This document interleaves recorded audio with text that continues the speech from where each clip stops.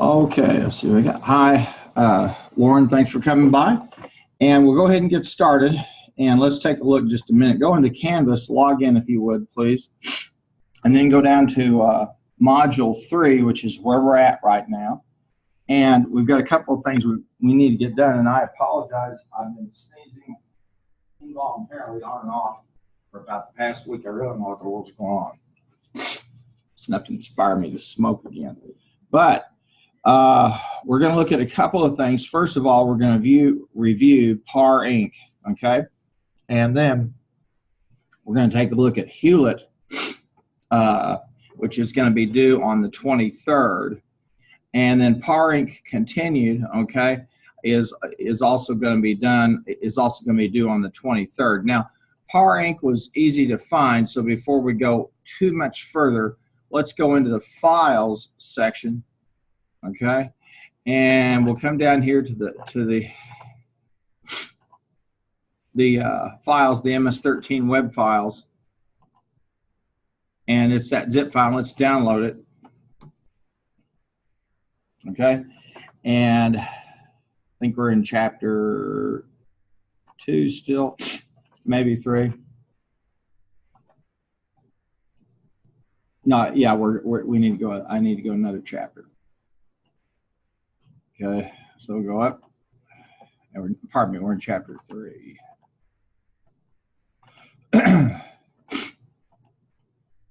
Yeah, there's the, let's see, well, there's several PAR files there, but we'll just, either any one of those that you upload will be fine. And I'll talk about it a little bit more because we're going to have a little bit of work to do with it, and I may even have it over here, so we'll talk some more. Yeah, we'll talk some more about it.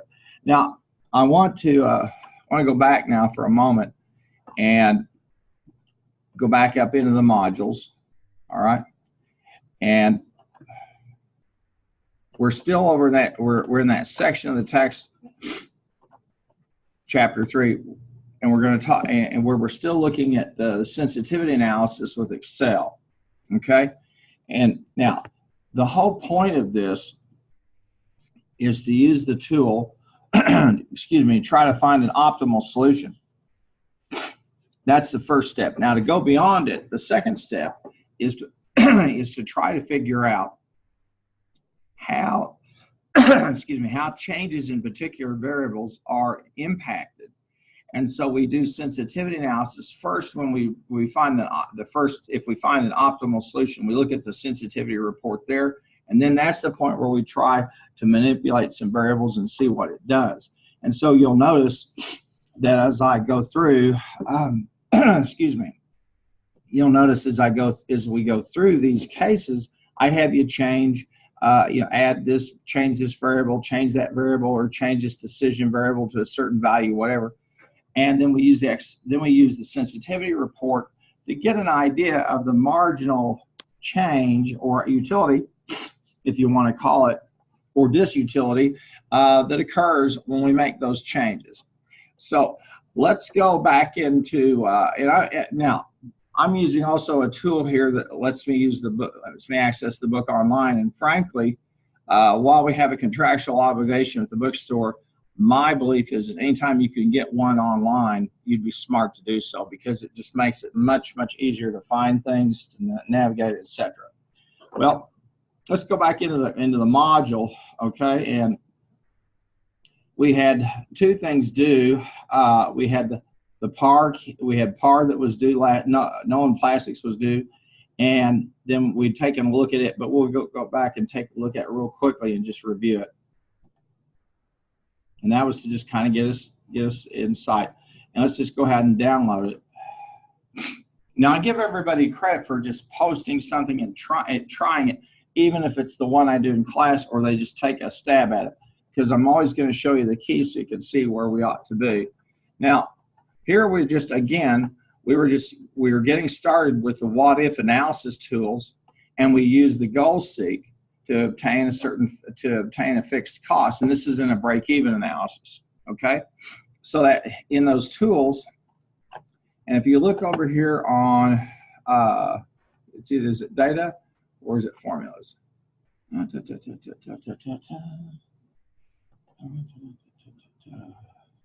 It's on, click on the data tab, and then you'll see over there the what if tools. And the what if tools range from the following.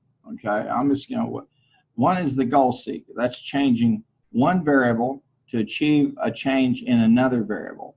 Then we have the scenario manager, which lets us take a series of values, change them, and then show the result and save that, and then do another scenario.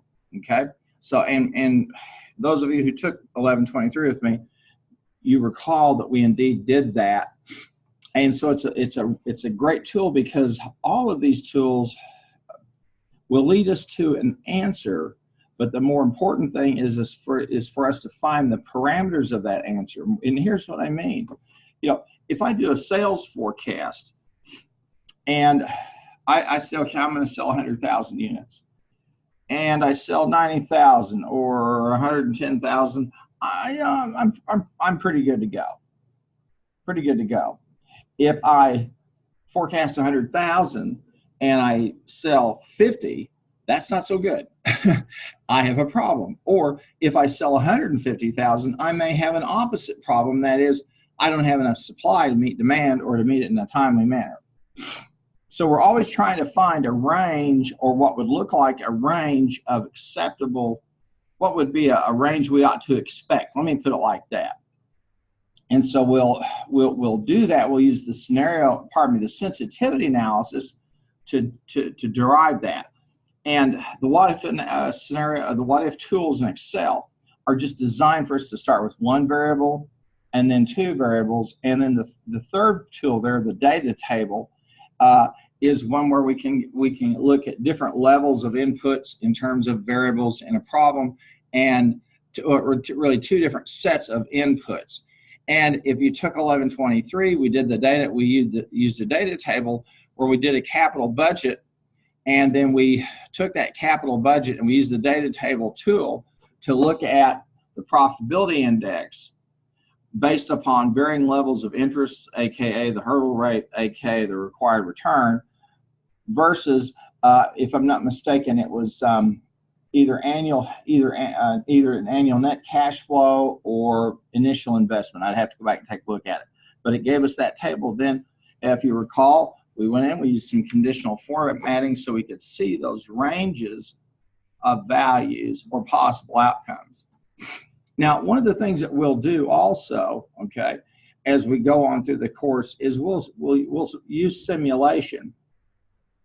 And we'll use the RAND between tool, and we'll also use the RAND tool to simulate results, or just based upon simulated inputs. And we can run, as many as we want. The whole notion, again, is for us to see, okay, what's the range of possible outcomes. And so if I did a simulation, let's say that I was messing around with this production volume here to hit break even, okay? And I think we had to sell the fixed cost necessary, okay, to achieve break even, okay?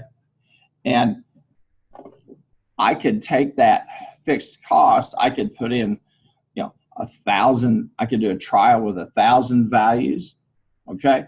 And then take the summary of those 1,000 values. I might either take the mode or the mean. It would just depend on what that distribution looked like. Plug it in and see what it looks like. And the whole thing goes back to this whole notion you've heard me talk about before, is that when I make a decision, a decision is a point. Think of it as a point along a continuum, and you can make really good decisions or really bad decisions, okay? But at least if you know what could happen, or you have some semblance of what could happen if, gee, we didn't sell any of this stuff, then you're going to be a good decision maker. And ultimately, that's what we're all paid to do, is to make good decisions. Now, I'm going to close this off for just a second, because that was the key. And basically, we ended up with, we produced 800 units, okay? And we wanted to achieve the fixed costs necessary to get there. So, the fixed cost was 8,000, all right? And then we see the production volume, and we're looking at the total cost and the total revenue. And when total revenue and total costs equal each other, we're at break-even point. And you can chart this if you want to. In fact, I think in 1123 we did, what was it? That little company, Badger Jams. And we looked at their total revenue, their total costs, and their fixed costs, and we could see what it looked like, the break-even point. And it was, I don't know, 1,140 some odd units or something we had to produce to hit break-even, okay? Now, the one other thing I would want to mention, again, that's important to understand, is especially when we move into things like this, and I want to talk about this notion of costs, okay? Costs are, to a certain extent, controllable. Fixed costs are controllable, variable costs are controllable. Their management can have some input on those. And these tools ought to be used thoughtfully, okay? And thoughtfully, here's what I mean. Thoughtfully meaning you've got some basis for what you've inputted into the machine, be it historic data, be it industry standards, which is even better, and understanding that, you're again, you're not looking for the answer. Decision making is not a binary process. It's a continuous process. That's the only the thing I can tell you. And so you want to say, okay, well, what would it look like if I did this or that or this or that? Now, what you will find sometimes, for example, let's take the selling price per unit, okay? You will find that companies think prices are the variable they plug in to get the company budget. Nothing could be further from the truth.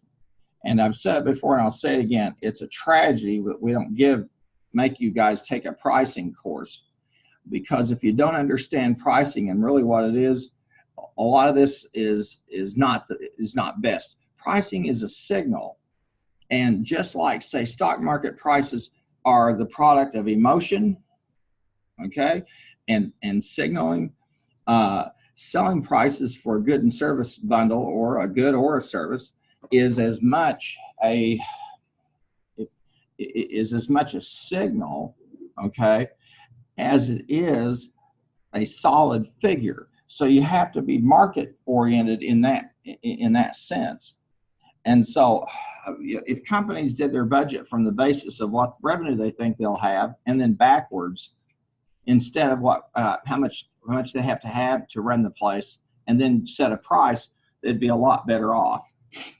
And of course, that assumes you're operating in an environment, a verbally pricing environment, where there is some kind of relationship between price and demand.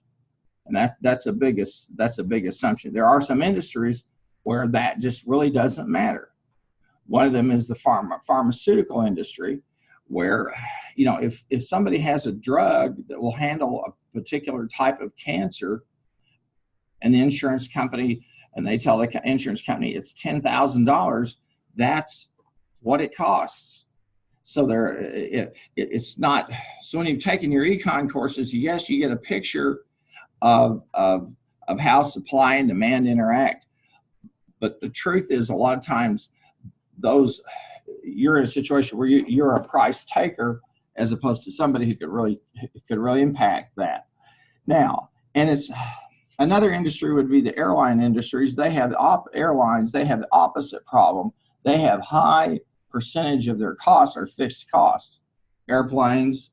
So every time a plane takes off from Oklahoma City, they have to pay a fee. Every time they land in Oklahoma City, they pay a fee. When they stay there, there's a fee for them to occupy one of the rampways. And that's how airports make their money, in addition to some other things, vendors and things of that nature. But so that's why you'll see somebody run a flight, and they'll discount it 70 or 80% because it's going to cost the airline just as much to fly a plane with 4 people as 400 people. So away you go. Okay, well, that was Nolan Plastics, and what you should have gotten was a production volume of 800. And we'll just for fun's sake, we'll click on the goal seek, okay? And we want to set the cell B12, and so discuss break even. Okay, we want to get set that production volume, and let me see here. Oh, hang on a second. Let's fiddle with this in just a little bit. There we go. Let's just do profit and loss. That's going to be the most intuitive way it is. We're going to set the cell here. I'm going to set it to 0.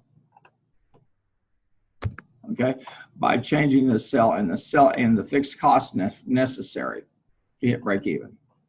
Okay. So that cell B18 is the total profit or loss, and when it's 0, okay, we're in good shape. And we know that from the cost equations. And then so we're going to set the cell B18 to 0, and by changing the cell to fixed cost, and we've got, and there we are. Okay. Now, if I wanted to know what kind of fixed cost do I have to have if I want to make 100 or 200 or 5,000, I can do that as well. Okay. And that's where, that's where, if you have, now, let me say this, you're going to work at a lot of places where they don't have the mental discipline to do this. What they'll do is they'll price things according to what it's been in the past, and their costs, they don't control them. This is all got to be a disciplined process if it's going to work for you. And so, when you get to this point, okay, you need to understand that the journey I take to get to a variable cost per unit, or the journey I take to get a fixed cost estimate, okay, or a selling price per unit, it's a process of decisions and process of inputs. Then the machine will do whatever you tell it to do. Okay, it's as smart as you are, or does as good a job as you do. Okay, this is why, and I can't emphasize this enough, I think this is such an important course, because it brings you to the reality of, okay, how do I model my business or particular aspects of my business? And we're going to see this as we look at all kinds of transportation problems and queuing models. I think we're going to do a Markov analysis, and we're looking here at a break-even analysis. And as the text spoke to us, if we're smart, we'll build a model of our business, even if it is just simply a mathematical model like this one here. And even better if I have a model that I can rely on, like the total cost model. So that's what I was looking for in terms of the Nolan. And we'll close that off there. Okay. Now let's go back over to the modules area. All right. Now, that's the Nolan Plastics key. Now, you had M&D chemicals that were due on the 16th, okay? And I had the key hidden, but I'm going to publish it for you now. And so it should publish and it should show up on your desktop here in just a second or two. Okay? And what you'll often see, and it shouldn't confuse you, but I always like to remind you, my screen is not your screen, because I got the instructor view, but when I publish something, it should pop up, and you should be able to see M&D right now. And let's take a look at that and open that up. Let's download it, excuse me. And this is M&D chemicals, and this is a load-bearing issue, okay? And we're trying to determine how much of each product should we make, okay? and we've got processing hours, time available, and I had come in, and you'll notice on that problem, I ask you to say, okay, let's take, for example, the original time available, is 600 hours. So I said, okay, what happens if that goes down 8%? That's where I got the 552. And then over here, for product B, the processing time went up 10%. For product A, same story. So I've done something here. Let's talk about it for a minute. The time available, I reduced it. The time necessary, I increased it. This is usually this is the typical problem you'll run into in what we call load issues. Load meaning I've got to produce so much of product A, B, C, D, so I have to devote a certain percentage of my plant or my operations. And we talked about this before about, say, the difference between a batch operation, and that is, someone calls my place and they say, can you make certain chemical or certain paint for us or whatever, blah, blah, or the component to be added into something else? Okay, when you need it, okay. And so you have to shut down the line, okay, and jump through several hoops and get ready to produce it. That's one of the things about manufacturing a lot of us don't understand, is that when stuff is made, the way that you make it, if you're doing continuous production, that's one thing. And I think he's the example of the plant down here. I think it's Mobil or whoever that oil company is. That's a continuous production facility. Same as the lights, same as water. But when you do batch processing, okay, or on demand, that's a whole different issue. So I said, okay, what will this look like if I reduce the time available by 8%, and I have some reason that I have to increase the processing time for each product, and we keep the production costs the same, okay? Then we have some other things. We have a minimum total production. We've got to make a certain amount of it, okay? When people talk about, let's take steel, for example, okay?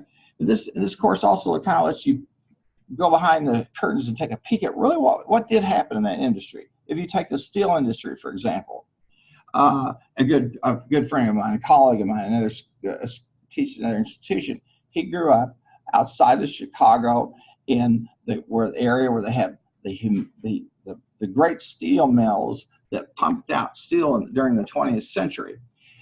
Those mills were designed to produce a certain quantity because everybody operated off that idea of the more of it I produce, the cheaper I can make it. In other words, I'm going to try and ride that curvilinear and hit that optimal point, which makes a lot of sense if you're selling large volumes of the stuff. But then come along other folks in other industries and other countries, other parts of the world, Europe particularly, and they go to batch processing, okay? And so they're able to respond to someone who calls and says, I need this certain steel with a certain tensile strength, blah, blah, blah, blah. Yeah, I can have it to you in 2 months.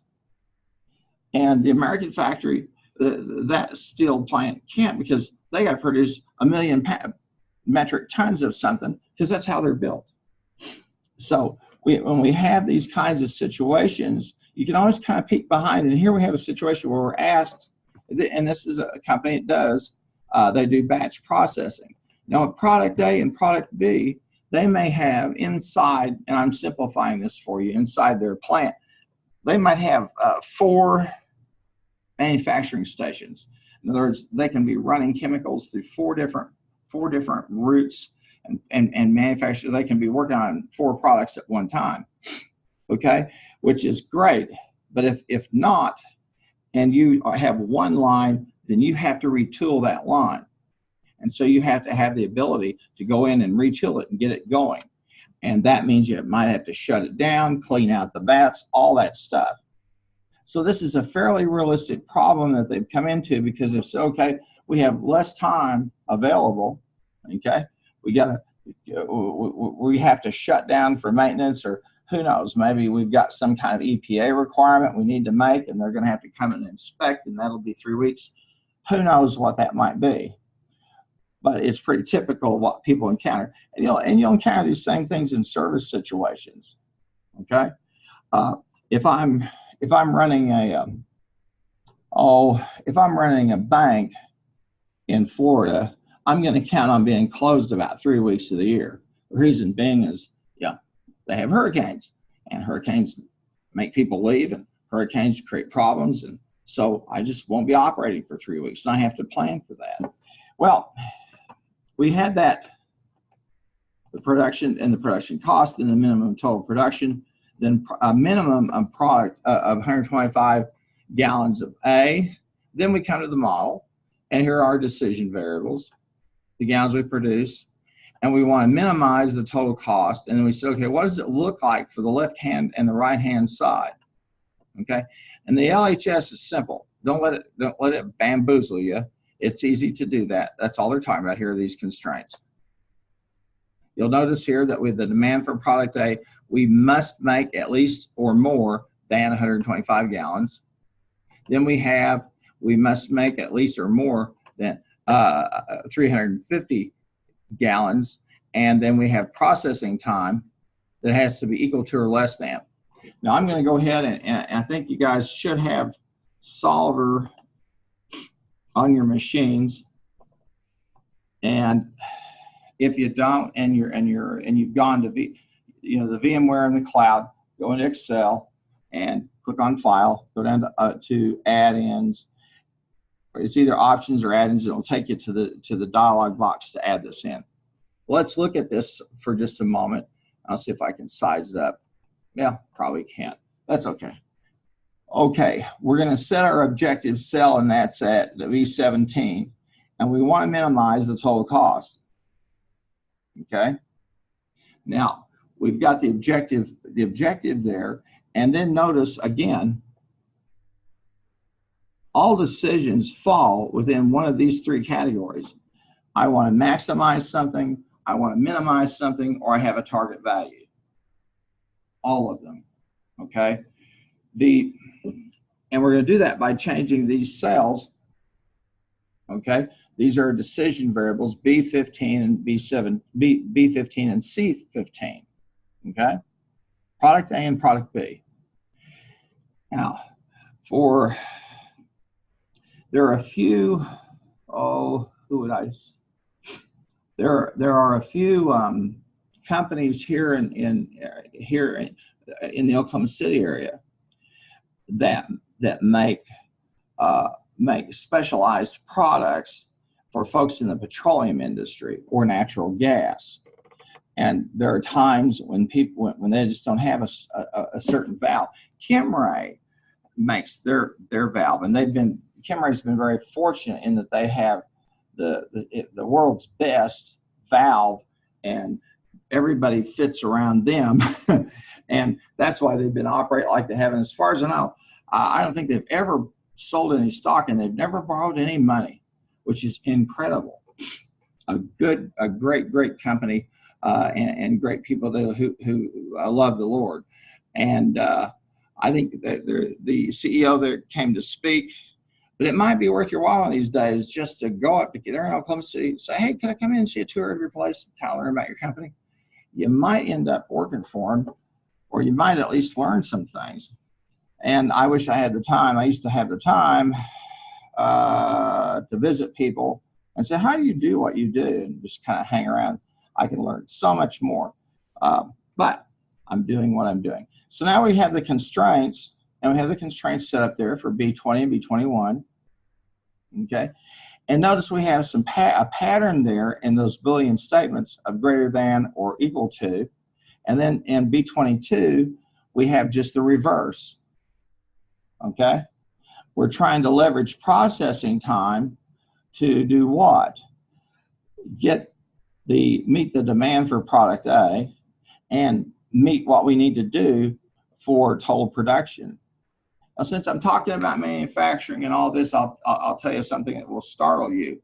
I think, if I'm not mistaken, there may be now, I think, a half a dozen tool and die companies left in the United States. And you say, what do you mean tool and die? Tool and die operations are folks who make specialized tools and specialized molds for tools. And when you make things, when you manufacture stuff, the manufacturing process has to be, you have to often create specialized tools to get the job done. And when you don't have those, or you don't have people available to do that, or if the people overseas are doing that for you, you're in trouble. Now, I think I probably told the story before, but my wife and I, we had a dryer that went out, and was it the dryer or the washer? It was the dryer. And this will tell you something about, you know, where we are and where we need to be concerned. And it was a Samsung, okay, and it went out. So the guy from the appliance store comes out, you know. And I know first off the bat, when they come to fix your appliance, figure I'm paying $150. It's just standard, okay. And you can just kind of figure out. Well, he took the thing apart. And he said, "Well, here's the part." Okay, and I said, "Well, let's order it." And he said, "Well, it takes 6 months." I said, "Why?" He said, "Because they make them in Korea."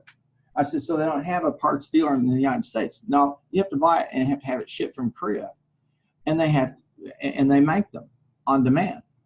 I said, "You're serious? They don't have piles of inventory?" He said, "No, they do all just-in-time manufacturing, which means that if I place the order, they'll make it. They got to make it, got to ship it, got to get it imported in, and then transported to me." I said, "Okay." And then I said, "How much will it cost?" And he said, "Let me give you a piece of advice. You could go down to Best Buy today. You can buy a new washer and dryer, and it will cost you less than that replacement part." I said, "What?" He said, "Let me repeat." And he repeated. I said, and I asked a stupid question. I said, "Why would they do that?"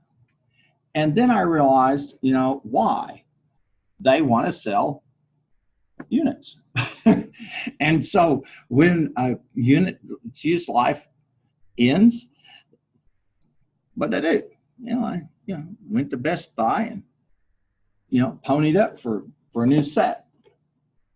Okay, so not good. And Lord help us if we ever start having our defense contracts handled in that manner. Every time I read where somebody outside the United States is supplying us equipment for some vital machine or a weapon system, it just makes the hair on the back of my neck stand up, because that flow can be cut off very quickly. And that's been a change in policy to promote international trade. That's not been a smart thing to do. Okay, well, we're going to change those. We got those variable cells, and we're going to try to get the minimum total cost on that. Okay, and we'll just click the solver, and it'll give us the solution. Now, I said that this morning we're going to start to look a little more seriously at the sensitivity reports over there that we get from Solver. And so I'm just going to click on sensitivity, and I'm going to click OK. And it will generate the sensitivity report for me. Now, before I go any further, let me strongly recommend to you, okay, that you go over and you take a look at Appendix 3.1. And I think the pages are, let me see if the pages are concorded with the physical textbook, because it's still got the physical textbook. Yep. So if you got a physical, yeah, you're good to go. But you want to find this appendix, because it will talk about how and why we use Solver to generate it, okay? And I would really recommend you take a look at it. This is the PAR Inc., okay, and maximizing total profit. We used a different We did that minimization. Now let's look at the sensitivity report for just a minute. Here's the thing. The sensitivity report, okay, lets me determine marginal changes based on changes in inputs, okay? And what I want to find out is what range do I have in terms of increasing or decreasing an output? And you say, Dr. Harmon, how do you know? I don't know if any of you could ever understand this, but up there it says allowable increase and decrease. So I'm being facetious, okay? I'm making a joke. And the reason I like Excel sensitivity report is because it's very clear. It says, here's the allowable decrease if you want to stay at the solution you're at. Here's the allowable increase, okay? And they show you the objective coefficients for each of those. And most of the time, okay, if you're dealing with outcomes that mirror something close to a normal distribution, you're going to get this kind of mirror effect. Look there at the gallons produced for product A. The allowable increase is 1. The allowable decrease, you decrease it as much as you want. Then if you come down to product B, just the opposite. These show us, and if you come down here, you'll see in the cells, this shows us the utility that we get changing those.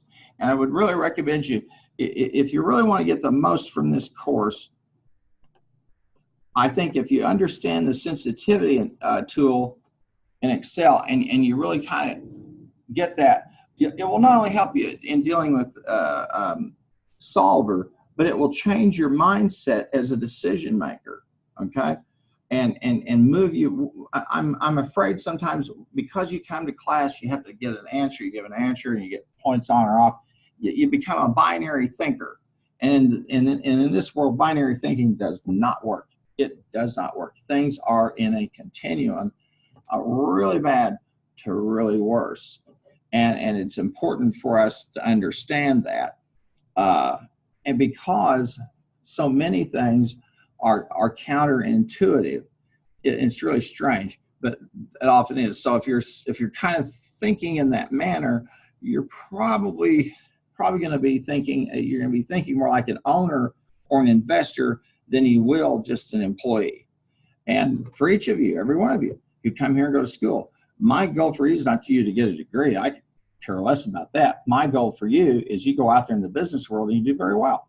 You become somebody's CEO, you own your own company, or you run a business division. That's my hope for you. And so I would really rather interact with you on a more intelligent level and push you to think about this. So when you leave, you understand decision making more than anything. In this course, it really should be called decision. I wish I could have the time to incorporate it into decision theory so you could understand, but we can't. So we just don't have that time. But with the sensitivity report, if you're going to really say, I'm going to really focus in on something, here we are. And notice right in the middle of this page 150 is a key term. It's called the range of optimality. Okay, I'm always looking for a range of optimality. Okay? I had a good friend who was a pilot, a fighter pilot, and has since retired. But I was asking him one day. I said, tell me about what people call fire and forget systems. And fire and forget is you're up in the air and you see a signature for a hostile, and when it locks that, it just fires. Okay. And I said, it's incredible to me that you can lock that thing and the plane, if it's loaded and locked and ready to go, the plane will just fire. And I said, how is it? Because the hostile, whoever's your adversary, they're going to have something that'll light up and say, you've got incoming. And they take off. And he said, well, it follows the heat signature.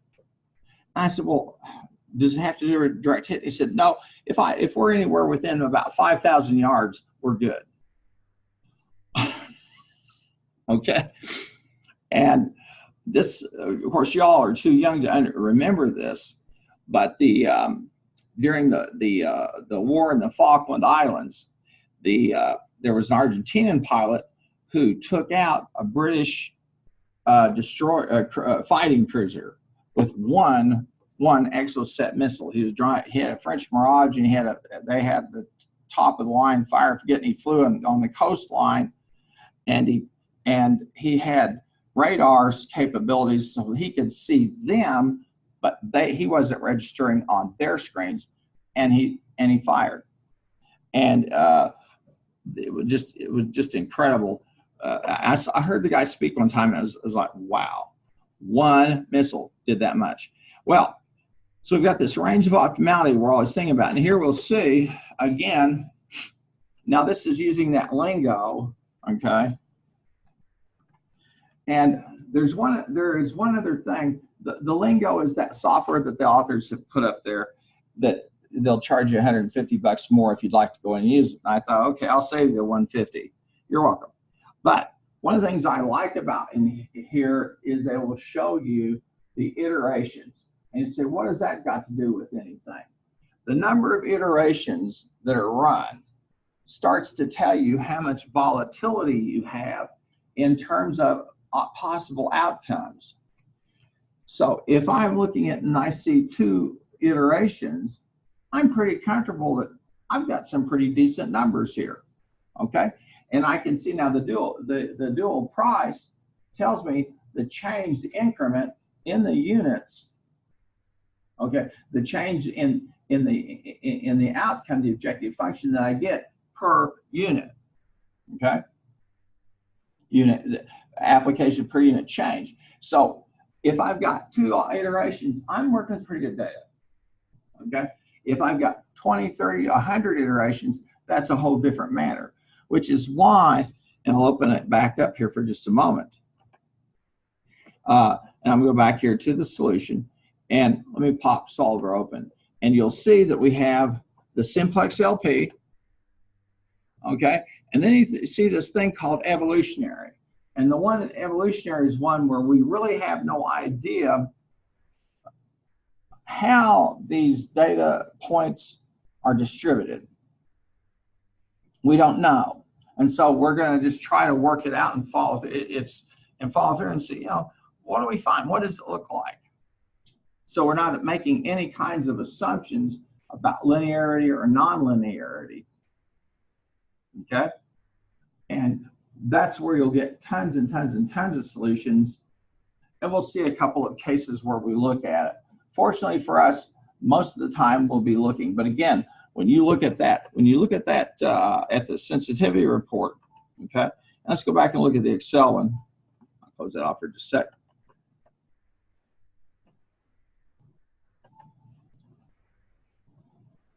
Now it's going to make a solvent. We're good. I'll go back to the sensitivity report.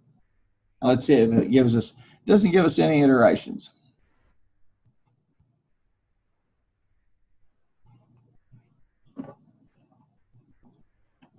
So that's one of it. That is one of its failings. That's M&D chemicals, and that's basically to minimize the cost down to $8.98. Let me close this off for just a second. Save it. Okie dokie. Now let's go back over to the modules. All right, and then we had. We know I had M&D. We had PAR, okay, Inc. And the PAR Inc. key, and I'll go ahead and make that published. You say, why is it you just give us points for just trying it? Because I want you to feel comfortable just trying it. And then when we talk about them, I can add in a lot of other things, some of which the textbook gives you and some of which the textbook doesn't. The textbook's an introduction to management science. And it's how many pages of text? That's 16 chapters. Yeah, I'm looking at page 803. management science is for every one of the types of problems that we encounter here.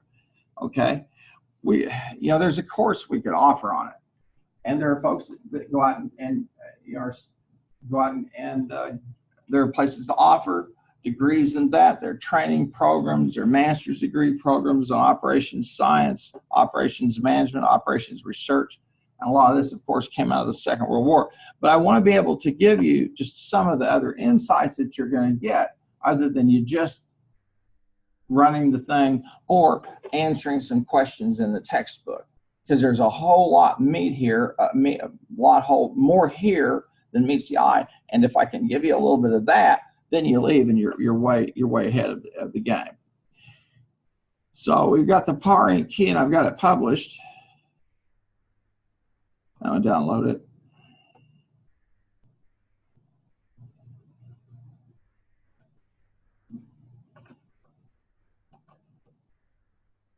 And again, we have these operations, and we have two products we're selling, and we get a profit per bag, excuse me, a certain amount of time available, and we've got this looks like a whole lot like the prior case. Yeah, pretty much falls at it's a load balancing case.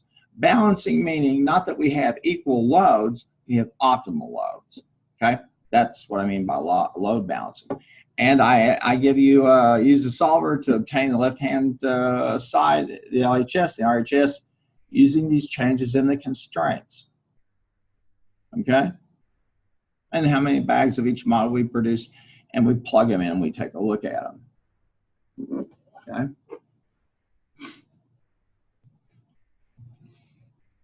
And again, as you look at it, when you attempt to do it, okay, don't get all whacked out if you don't upload what you upload. Okay, I'm okay with that because you're going to see what the key is. I'm going to provide it to you, and the insights. And the important stuff is, and hopefully as we start to progress through the course, you'll start to be asking yourself, why has he changed these variables and in these ways? I can simulate, not only can I simulate an individual variable or input, I can simulate an environment.